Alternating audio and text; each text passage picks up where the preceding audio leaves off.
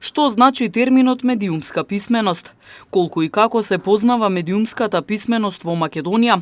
Дали луѓето ги разбираат пораките на медиумите?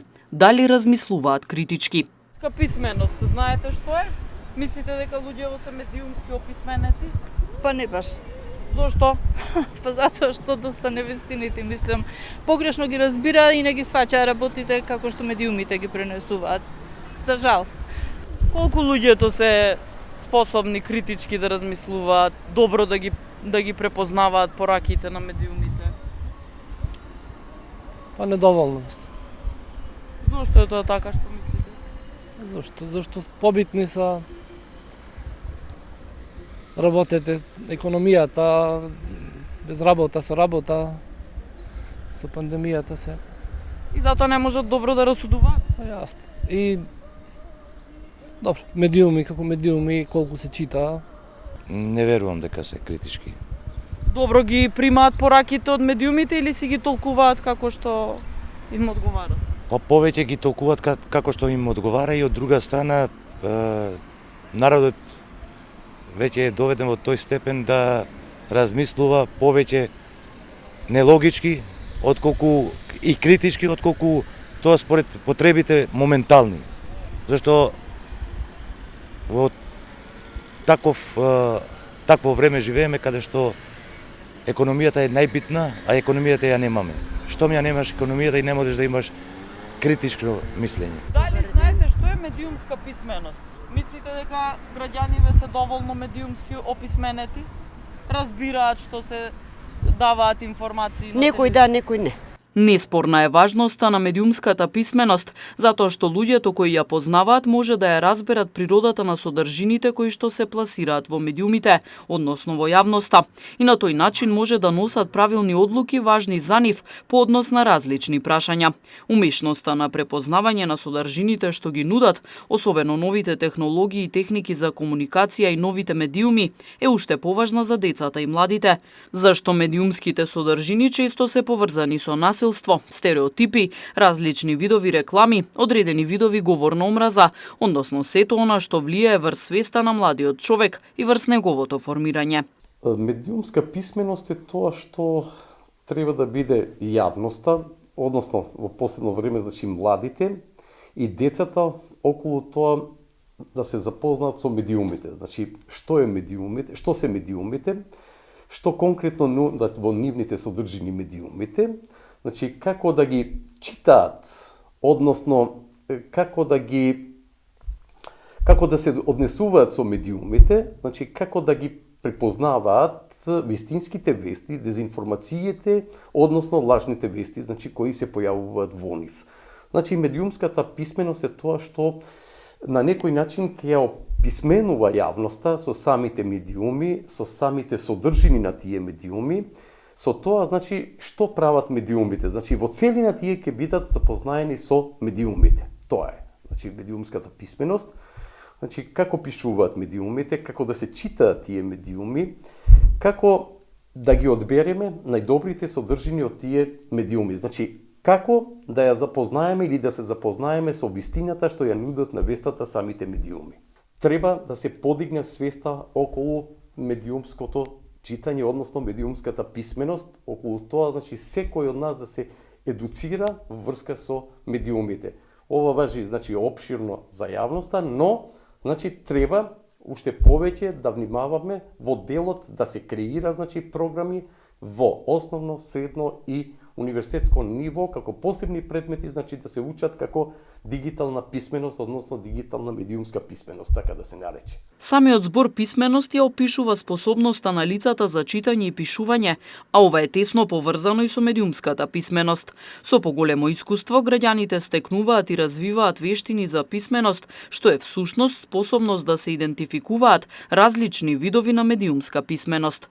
Медиумската писменост е воедно и основна вештина во дигиталното време во кое што живееме. Изворите на информации се различни, традиционални и современи, телевизија, радио, весници и списанија, како и мноштво дигитални облици на комуникација, Твитер, Инстаграм, Фејсбук, мобилни апликации, видеоигри и видеопораки.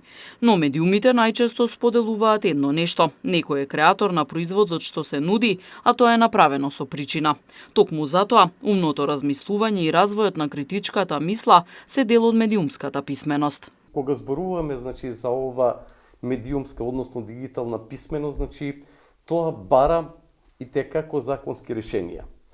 Тоа треба да биде во договор со новинарите, медиумите, сите да бидат согласни, да се усогласи самата терминологија во самиот закон, кој ќе ги уредува ваквите прашања. Бидејќи ние, како што знаеме, имаме закон за медиуми, имаме разни закони во светов, но прашањето на дигиталните медиуми, на ова ера на нови медиуми, на социјални медиуми, некако е на страна.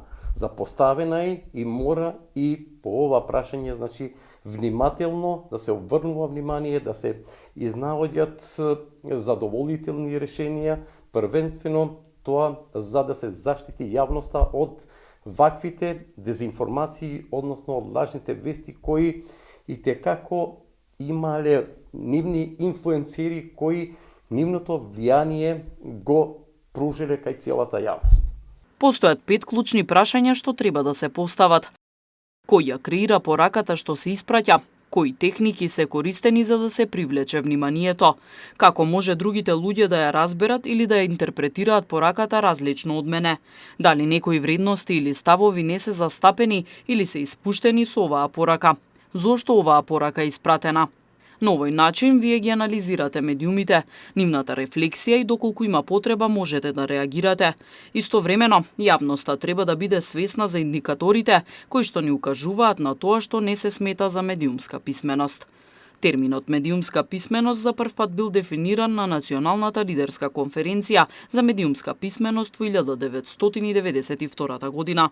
Пред се како способност за пристап, анализа, проценка и испраќање на пораката преку медиуми.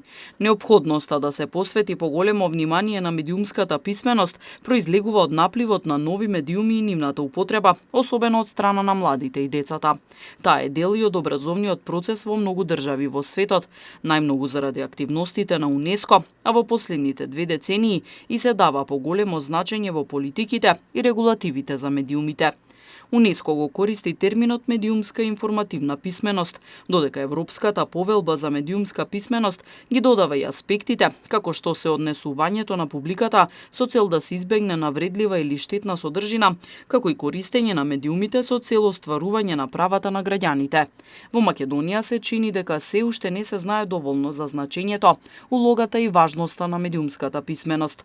Динамиката и разновидноста на новиот вид медиумско опкружување ја наметнува потребата да се знае како да се справите со неконтролираниот наплив на информации и да знаете како да разликувате сигурни извори на информации. Секогаш кога веста не е реална, кога не е објективна, кога не е навремена, кога се соочуваме со разни дезинформации, со лажни вести, кои се појавуваат во овие платформи, кои не ги знаеме, од кај се како се создаваат, која е нивната цел, влијанието е огромна. Нивното влијание е огромна и во тој дел би рекол дека и тоа што придонесува кон тоа јавноста да не биде информирана како што треба, е токму под наводници придонес на ваквите медиуми.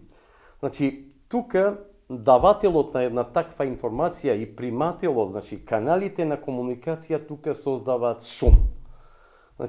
Токму тука се појавува проблемот и токму ради овие начела би рекол кои треба да се запазат во идните, дали би биде законски решенија или ваков тип на уредување на целата проблематика околу новите медиуми, околу новите технологии кои, например, на некој начин имаат големо влијание врз јавноста, врз одредени целни групи, посебно децата и младите кај се опфатени.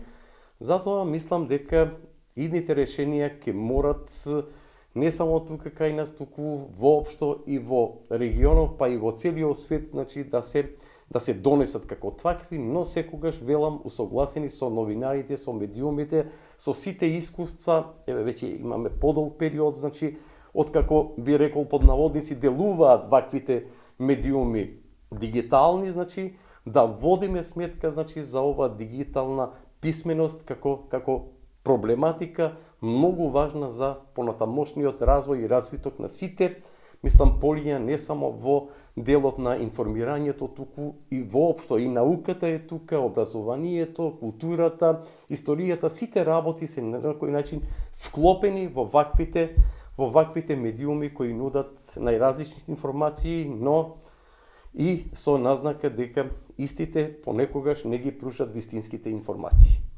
Ако правилно се проценуваат и се бираат информациите и се разликуваат сигурните извори на информации, ќе се совлада и новиот вид вештини кои што се корисни за справување со виртуелниот свет и препознавање за тоа кој ја презентирал веста, зошто и како го направил тоа. На тој начин се охрабрува аналитичкиот пристап и критичкиот начин на размислување, а тоа придонесува за развој на граѓанската и јавната свест, со што доаѓа до поголема демократизација на општеството во целина.